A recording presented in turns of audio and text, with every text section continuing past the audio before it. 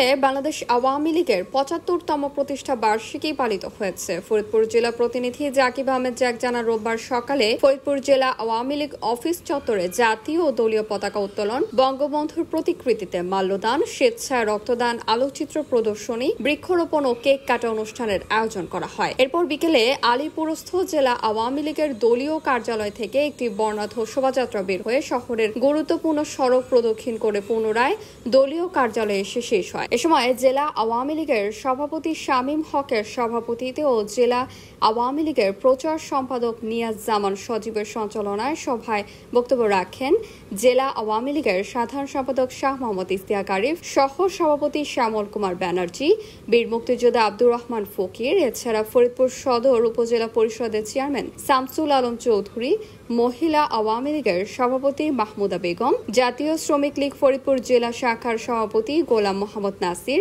কৃষক লীগের সভাপতি শেখ শহীদুল ইসলাম, যুব মহিলা লীগ ফরিদপুর জেলা শাখার আহ্বায়ক রোকসানা আহমেদ মেহেবী, স্বেচ্ছাসেবক লীগ ফরিদপুর জেলা শাখার যুগ্ম আহ্বায়ক নুরুল আমির বাপ্পি ও জেলা যুবলীগের আহ্বায়ক জিয়াউল হাসান মিঠু, জেলা আওয়ামী লীগ ও অঙ্গ সংগঠনের নেতৃবৃন্দ উপস্থিত ছিলেন। এদিকে বক্তারা বলেন, প্রধানমন্ত্রী শেখ হাসিনার নেতৃত্বে বাংলাদেশ এগিয়ে চলছে। দেশে যে উন্নতি হচ্ছে এই ধারা অব্যাহত রাখতে হবে। শেখ হাসিনার নেতৃত্বে সবাইকে ঐক্যবদ্ধ থাকার আহ্বান জানান।